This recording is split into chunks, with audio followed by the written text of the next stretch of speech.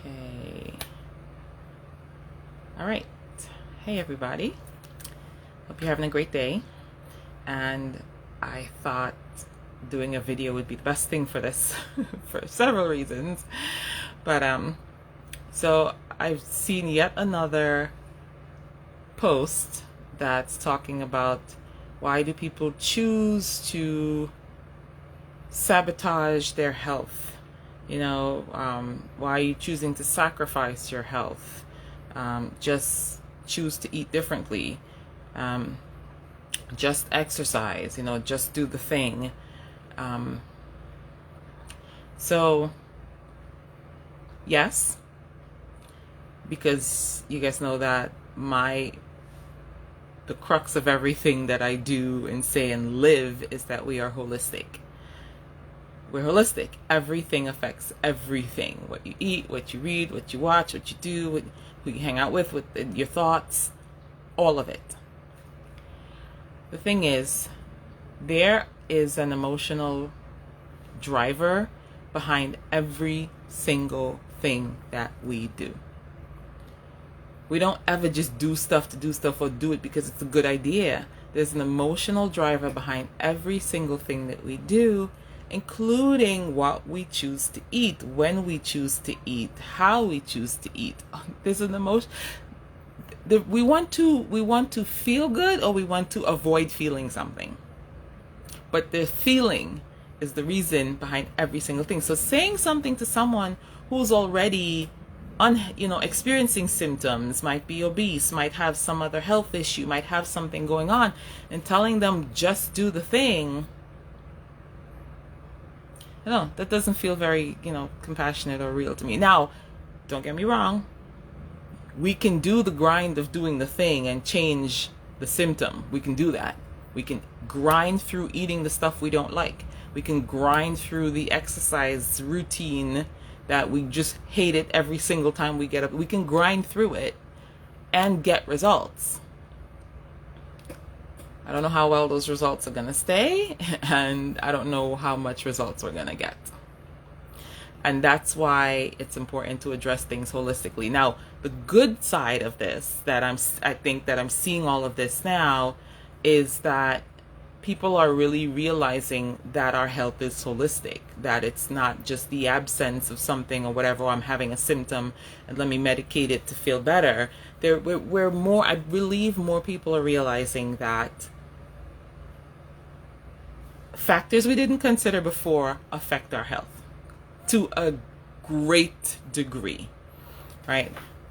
We know that most diseases, most chronic issues, they're chronic because they're lifestyle issues, but they're not just they become lifestyle issues because we live a certain way because of what we taught, the emotions we're experiencing or don't want to experience. Like, there's so many things that go into it. So that's the good thing. I think there's an awakening and a realization. And like I said, if you want to do that grind and do that thing, by all means do it. We can do hard things if we choose to. I've just learned enough to know that I don't have to choose the hard thing. So here's an example of all that I said before, and this is my personal experience example of, just choose to eat different, or just choose to exercise. So, like, sometimes we really cannot, right? We just can't. We don't have the capacity to do that. I remember in my early 20s, probably 23 or something like that, somewhere around there, when I first realized I was experiencing, I didn't know what it was then, but in hindsight, I realized I was experiencing depression.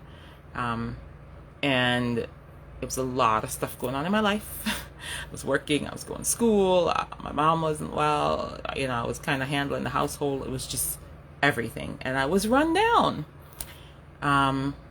But I've always been a digger, a reader, like, okay, what's this thing? Reading about health things and reading about herbs and reading about that stuff. I used to read Self magazine like religiously. So I read something somewhere, talked about vitamin C, and I was like, so I was on my way actually to study. It was a Sunday evening, and I was like, I have to leave the house because I need like quiet space. I got to go study. So I stopped at like a Walgreens or something and got whatever like the cheap tube of vitamin C they had on the shelf. I don't even know what it was, but I remember when I got to where I was going, I like popped two of them right away. It was like, and I promise you, in less than 5 minutes, I could feel the difference in my body. Like I just felt this like chill, like this like calm, I just calm, kind of just peaceful feeling. Felt the difference in my body in less than 5 minutes. Now, this is not my recommendation to go, do this. I think what it was if I'm remembering, is that I read that stress depletes your vitamin C. So that's probably what made me go, I'm just going to get vitamin C. Did the vitamin C work for me for forever? No, it didn't. It did not. Because my issue was not singularly a low level of vitamin C in my body. I had a lot of things going on. I had a lot of internal conversation about how horrible my life was at that moment. I had a lot of emotions I didn't know what to do with.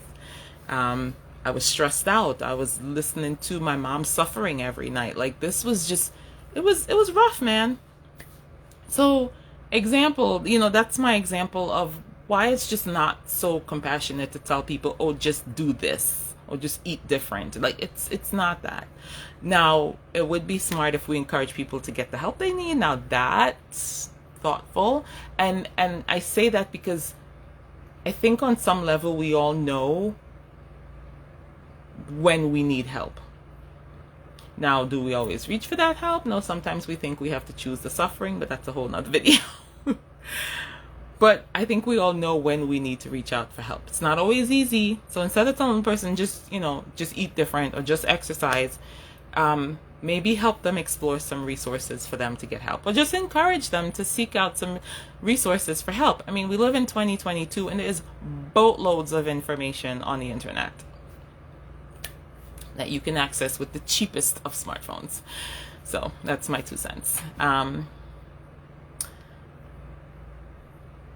Yeah, that's it. All right. Love you guys. See you soon.